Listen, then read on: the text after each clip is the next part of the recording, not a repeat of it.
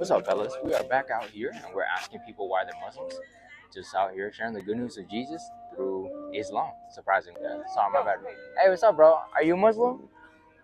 Yeah, this is for them. Just curious, like why are you Muslim? And yeah, you can express yourself, bro. Just yeah. How do you find yourself a Muslim? No, I'm Christian. He's Catholic.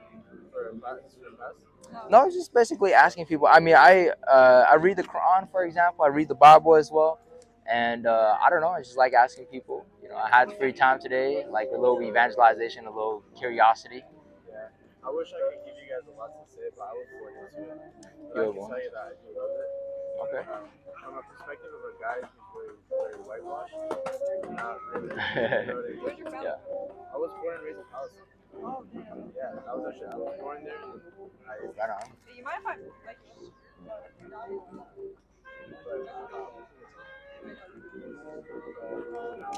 Yeah, I was born and raised there. I came here. The thing about the Quran that I really like is that it just makes sense. Just makes sense. It just makes sense. There's a lot of facts behind it. Like, there's a lot of stuff that people are discovering now that the Quran doesn't. Yeah. So I think I'm more statistic when it comes to statistics. The Quran makes more sense. Quran. And I respect that a lot. And again, this is coming from a guy who's born into it. Sure, so sure. I really don't have much to say versus someone who's converted and a lot more to have. Yeah, bro. But yeah, I just Right on, bro. Thanks for expressing that. My name is Ken, by the way. What was yours? Muhammad. Nice to meet you, Muhammad. All right. So, Muhammad, you mentioned you like the statistics around it. It seems to make sense.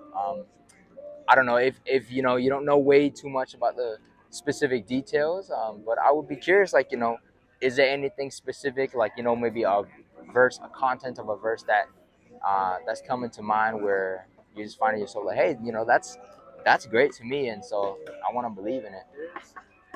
I don't have something specific. Like I told you guys, the whitewashing. I used to be back in the day really heavy into it, but ever since I got into college, I got into college.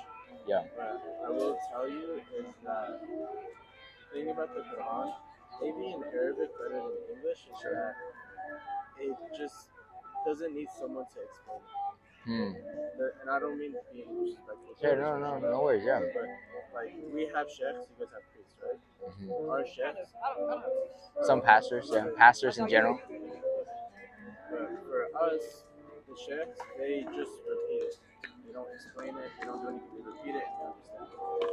You guys have what I've seen. I could be wrong. Sure. What I've seen, the priest Or pastors, he's pastors. he's explaining it, describing it, and going into like another sense. And another thing is like this really old debate that I mean, look at it, it's preserved. It hasn't changed for years ago, and it's still to be used to this day, which is insane. Versus having to change it every now and then because society's changing. This one deals with like it tells you like just because society's changing, it doesn't change. Yeah. There's a lot of I really like. I want to get back into it, but as of right now, I'm just kind of like a dead body. Just focusing on school. Right. Really not really doing anything. But one day when we get all this shit done, I'm getting back into it. Okay. Yeah. And thanks for expressing that. And so one of the things that you mentioned was that it was perfectly preserved, right? And we hear that a lot from many people, and as you mentioned, probably sheikhs themselves. I want to point out, a few details concerning that. So there was a battle that happened back then with those who remember the Quran, and what happened was those who remembered, they died in that battle, and so you had actually Uthman. Uthman himself. Okay, you don't know him, but he's very early on. But Uthman, he was freaking out, like, oh my goodness, we don't have people who remember the Quran anymore, and now we see that there are variants. And so he had a whole bunch of Qurans. He burned them, and so now the current Qurans that we have, or at least Qurans, some of them, are actually after the time of Muhammad or Uthman. So he himself was the one who compiled it. And I'll give you one example of where there's a variance. So this translation doesn't have it, but I was just talking to Bell earlier about the Quran verse in Surah 57:24. All due respect. Yeah, bro. I'm sure there's some debate going on about that stuff, but I don't know much about it, so I can't really speak about it. Okay. Okay. And no disrespect to you again, like really no disrespect to you, but I'm not gonna go based off of this one guy and have to certainly look into it. I don't know anything about this, but of course I look into it and I can shoot versus shoot like Mhm. but it's no disrespect towards you. It's just a matter of what do you call it? I will learn about it and Mhm. I will decide what I believe in. Right. Yeah. And so, like, for example, like the Quran says, right? There's no compulsion in religion. And so I believe that, like, I can't force you to come to Christianity. You can't force me to come to Islam. But the reason that I mentioned this, right? And here's the thing: it's not even my goal to convince. I think that convincing is a whole process that I believe God is the one who ultimately works with the person. And so some people, they might mistake me for what I'm doing here to be trying to convince them. Actually, what I'm doing is I'm putting a pebble in your shoe, so to speak. So that means, like, it's a little something to consider. Maybe you'll test me. Don't believe me, right? Test me. That's fair, but what I meant to say is Mhm.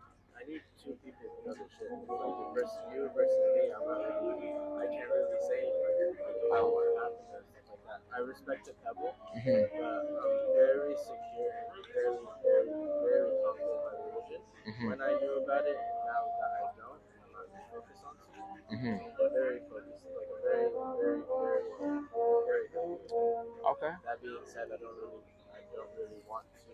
I don't want that pebble in the shoe. I don't want to show any doubt. I'm very confident in what I know. Okay. So you're confident, you're secure in it, which I respect. There's no worries about that because I'm confident in Christianity as well. So you would say, for example, you're confident in the Quran, right? So since we're confident in the Quran, let's check out Surah 1963 to 64. And do you read Arabic at all? You do? Okay, so if you want, you can read the Arabic just to check for yourself right there. I want to see the English translation. Which one do you want me to do? 63 to 64.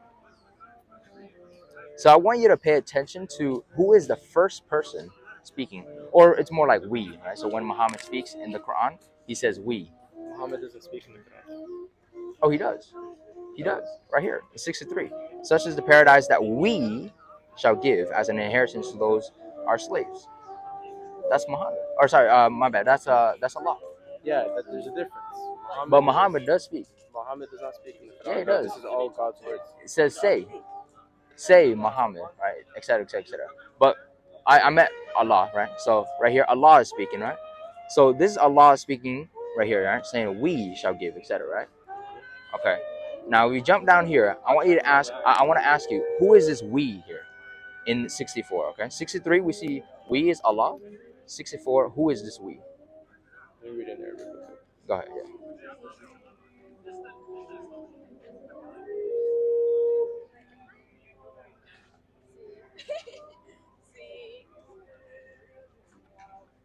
So 64, who's the we? I mean, if I 63, get you, bro, but well, respectfully, you're really asking someone who doesn't know about it, and no, we're just reading it, bro. We're just reading. that's fair. So But so I'm the just we is not. who?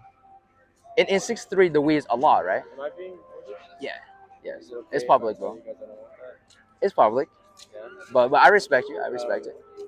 Yeah, I'm not. I mean, you don't have to continue with the convo, but basically what I'm trying to get at here, right, is you're confident in the Quran, you're secure in it, which I respect. I'm secure in Christianity as well. What I'm saying is in 63 and 64, 63 you see we shall give an inheritance, basically heaven. You're focusing on one word. I'm sure in the Arabic translation it's a little bit So more what does the Arabic specified. say? Huh? I'm not sure, bro. I'm You not read sure. Arabic. What do you mean you're not sure? It's right here. This is the original Arabic. I speak Khalsi in Arabic. Okay, so no worries. You don't speak this kind of Arabic then. Okay. I really like focusing on the we, but I'm confident that in Arabic it says it's probably more specified. What would it be? Why are you so confident if you don't know what it is? When you say like stuff like that, you're talking about we as in us. Exactly. Yeah, then you're talking about we as in you guys. Uh-huh. Sure. So in the Quran, how Allah speaks is by saying we. So we have revealed this. We have sent down the revelation, etc., etc., etc.